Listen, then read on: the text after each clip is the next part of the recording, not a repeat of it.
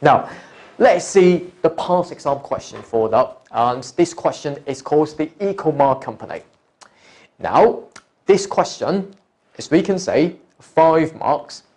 Now, what we need to do in the SBR exam, I always told my students, you will need to use 3 steps approach. Firstly, in your answer, you will need to quote the IFRS general requirements and the application and the impact on the financial reporting.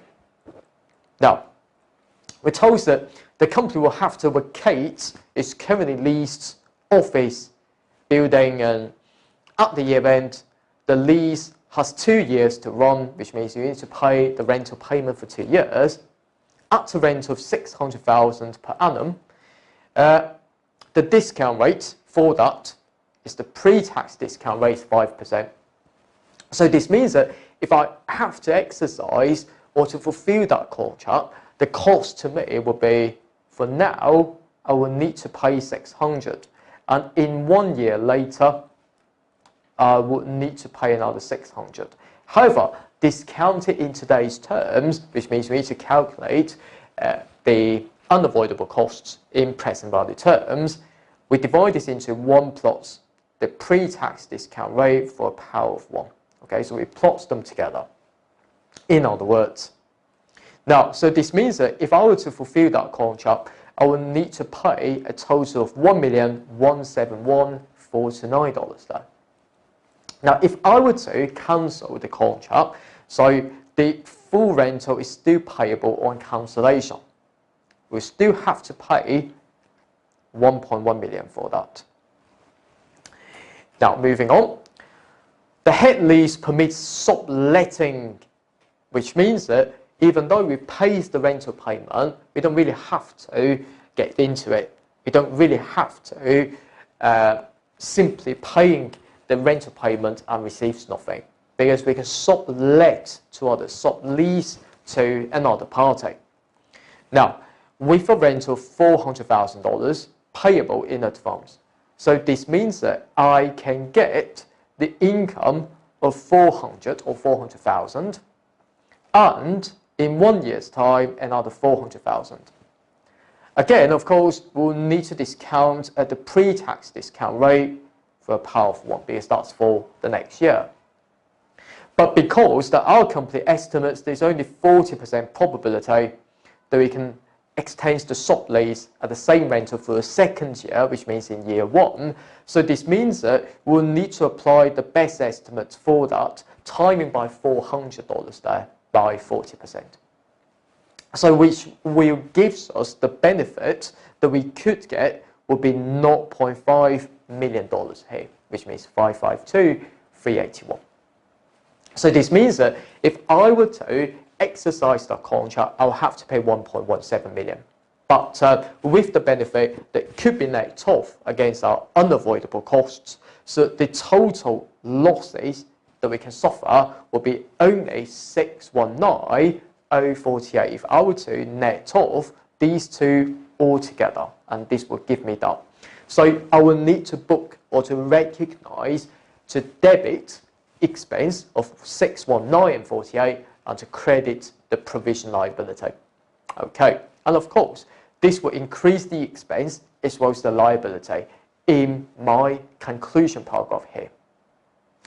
Now, of course, the final paragraph there, the cost of moving to the green building are estimated to be 1 million, and the cost of terminating the lease in 2 years are negligible. This means that if I were to compute the cost of fulfilling that contract, it should be the lower of costs to exercise that contract or to continue with that contract and the penalty. So which figure is lower, so we use which one. So of course, so in this particular case, it seems to me that if I were to cancel this contract, I would still have to pay the 1.17 of a rental payment. It seems to me it's like the penalty. So other penalties would be negligible. So this means that 117,149 will be less than 117,429 plus additional penalties. And of course, we would like to use this as the unavoidable cost to fulfill that contract, to net off any benefit, so that the total provision liability here would just be 619.48. However, we're also told in the final paragraph that the cost of moving would just be 1 million, and this would be unavoidable again. So this means that on top of this, we will need to plus 1 million, so that would give me 1619.48 would be our total provision liability. So this is a whole picture of the case.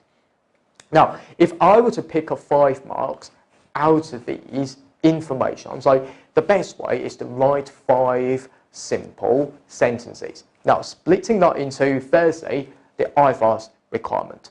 You don't really have to quote the exact number of the IAS number 37, but what you need to do is to say to the examining team that the onerous contract is measured by determining the present value of the unavoidable costs, and you need to net off the expected benefit, as I said before, using a pre-tax rate when you're determining the present value.